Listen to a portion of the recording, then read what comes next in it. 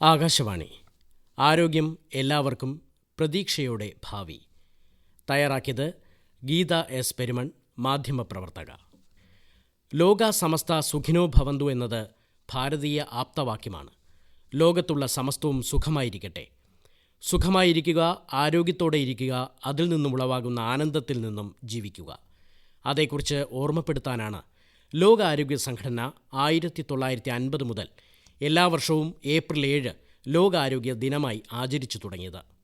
2 ലോകമഹായുദ്ധങ്ങളും രണ്ടാം ലോകമഹായുദ്ധത്തിന് അന്ത്യം കുറിച്ച 2 ആണവ ബോംബാക്രമണങ്ങളും വിതച്ച ജീവഹാനിയും ആരോഗ്യ പ്രശ്നങ്ങൾ ഉൾപ്പെടെയുള്ള ദുരിതങ്ങളും ഇനി ഉണ്ടാകരുത് എന്ന ലക്ഷ്യത്തോടെ ലോകാരോഗ്യ സംഘടന രൂപീകരിച്ചത് 1948 ഏപ്രിൽ 7-നാണ്.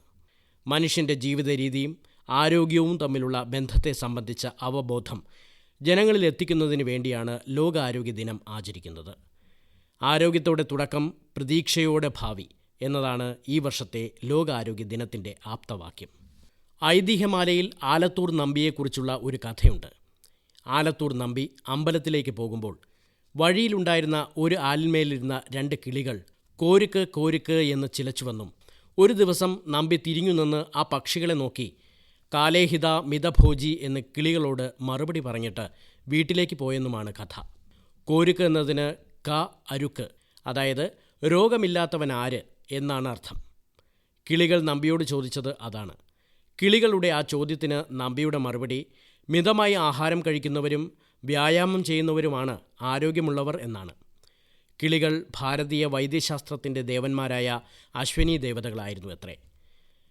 മിതമായ ആഹാരം, വ്യായാമം എന്നിവയോടൊപ്പം മാനസികാരോഗ്യം, രോഗപ്രതിരോധ നടപടികൾ, അവയ്ക്കായുള്ള കുത്തിവെപ്പുകൾ എന്നിവയെക്കുറിച്ചും അവബോധം സൃഷ്ടിക്കുക എന്നതാണ് ലോകാരോഗ്യ ദിന പരിപാടികളുടെ ലക്ഷ്യം.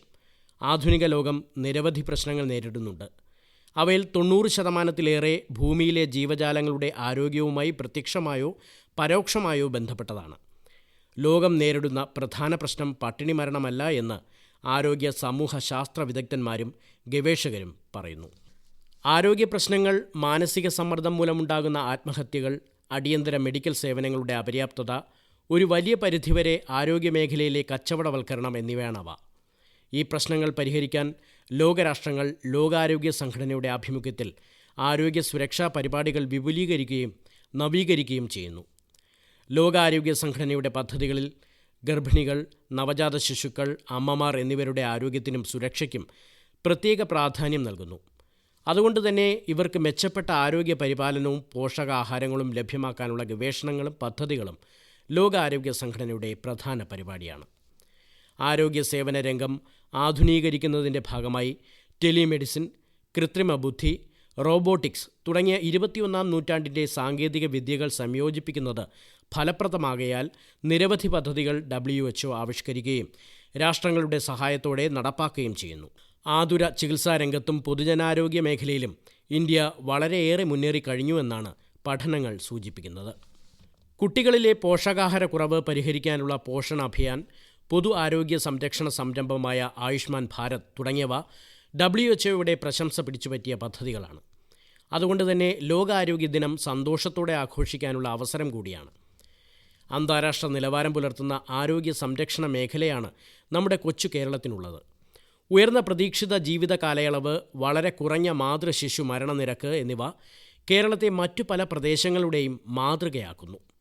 ആരോഗ്യ ദിനാചരണത്തിൻ്റെ ഭാഗമായി സംസ്ഥാന ആരോഗ്യ വകുപ്പ് നിരവധി പരിപാടികൾ ഒരുക്കിയിട്ടുണ്ട്. പ്രത്യേക പരാമർശം അർഹിക്കുന്നതാണ് മാനസികാരോഗ്യ വർധന ലക്ഷ്യമിട്ടുള്ള പരിപാടികൾ. അതുപോലെ തന്നെയാണ് പാലിയേറ്റീവ് കെയറും. ഗുരുതരമായ രോഗബാധിതരായ ആളുകൾക്ക് നൽകുന്ന പ്രത്യേക വൈദ്യപരിചരണമാണ് പാലിയേറ്റീവ് കെയർ. രോഗത്തിൻ്റെ ലക്ഷണങ്ങളിൽ നിന്നും സമ്മർദ്ദത്തിൽ നിന്നും ആശ്വാസം നൽകുന്നതിൽ ശ്രദ്ധ കേന്ദ്രീകരിക്കുന്നതാണ് ഈ തരത്തിലുള്ള പരിചരണം. രോഗിയുടെയും കുടുംബത്തിൻ്റെയും ജീവിത നിലവാരം മെച്ചപ്പെടുത്തുക എന്നതാണ് ഇതിൻ്റെ ലക്ഷ്യം.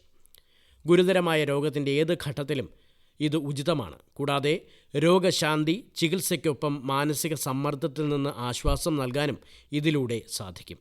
അങ്ങനെ രോഗികൾക്കും അവരുടെ കുടുംബങ്ങൾക്കും ദുരിതങ്ങൾ ലഘൂകരിക്കുകയും സാധ്യമായ ഏറ്റവും മികച്ച ജീവിത നിലവാരം നൽകുകയും ചെയ്യാൻ പാലിയേറ്റീവ് കെയർ സഹായിക്കുന്നു. ഹെൽത്ത് ഈസ് വെൽത്ത് എന്ന് ആധുനിക വൈദ്യശാസ്ത്രത്തിൻ്റെ പിതാവായ ഹിപ്പോക്രാറ്റസ് പറഞ്ഞിട്ടുണ്ട്. വർണ്ണവിവേചനത്തിനെതിരെ പോരാടിയ ദക്ഷിണാഫ്രിക്കൻ മുൻ പ്രസിഡന്റ് നെൽസൺ മണ്ടേലയുടെ ആരോഗ്യം സംബന്ധിച്ച പ്രസംഗം സമൂഹമാധ്യമങ്ങളിൽ ഇപ്പോൾ വൈറലാണ്.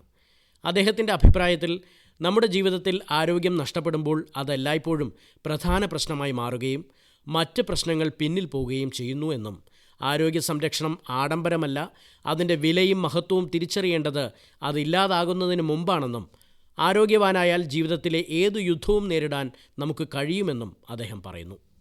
പൂർണ്ണ ആരോഗ്യവാനായി ജീവിക്കുവാൻ ഒരു വ്യക്തിക്ക് ഡോക്ടർമാരുടെ സേവനത്തേക്കാൾ ഏറെ ആവശ്യമായിട്ടുള്ളത് ആരോഗ്യത്തെപ്പറ്റിയുള്ള ബോധവൽക്കരണം തന്നെയാണ്. മനുഷ്യൻ്റെ ജീവിതശൈലിയിൽ ഉണ്ടായിക്കൊണ്ടിരിക്കുന്ന മാറ്റങ്ങൾ എങ്ങനെ ആരോഗ്യത്തെ ബാധിക്കുന്നു എന്ന അവബോധം ജനങ്ങൾക്കുണ്ടാകണം.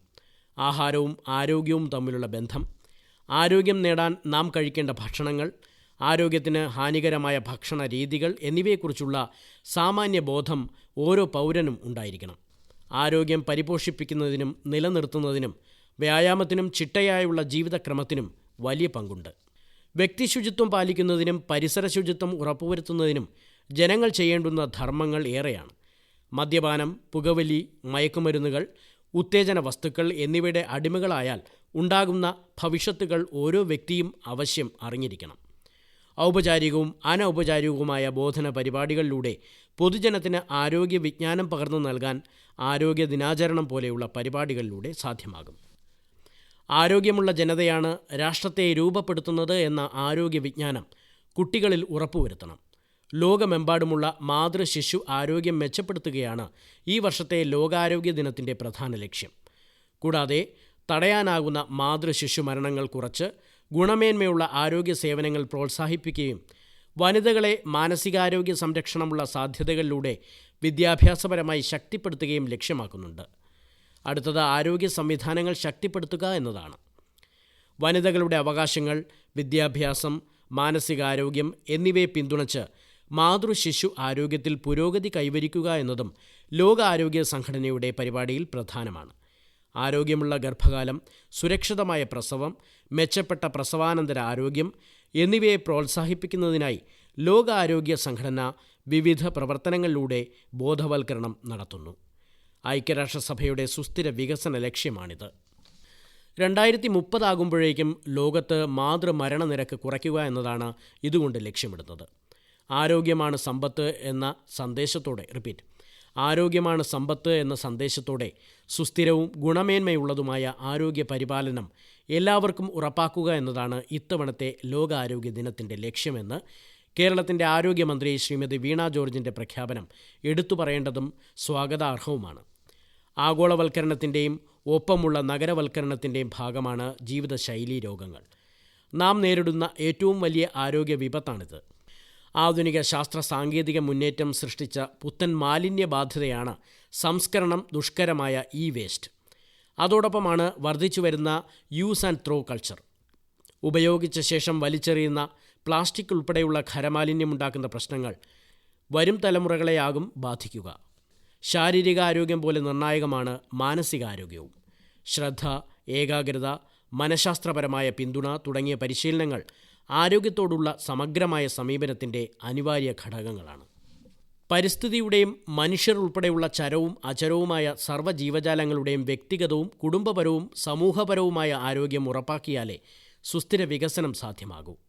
പരമ്പരാഗതമായി നമുക്ക് കിട്ടിയ ഭൂമിയെയും പ്രകൃതിയെയും കേടുപാടുകളില്ലാതെ സംരക്ഷിച്ച് പൂർവാധികം ഭദ്രമായി അടുത്ത തലമുറയ്ക്ക് കൈമാറേണ്ടത് നമ്മുടെ കടമയാണ്. അതിൻ്റെ ഒരു ഓർമ്മപ്പെടുത്തൽ കൂടിയാണ് വർഷം തോറും ആചരിക്കുന്ന ലോകാരോഗ്യ ദിനം. നിങ്ങൾ കേട്ടത് വാർത്താ വീക്ഷണം. തയ്യാറാക്കിയത് ഗീത എസ് പെരുമൺ, മാധ്യമപ്രവർത്തക.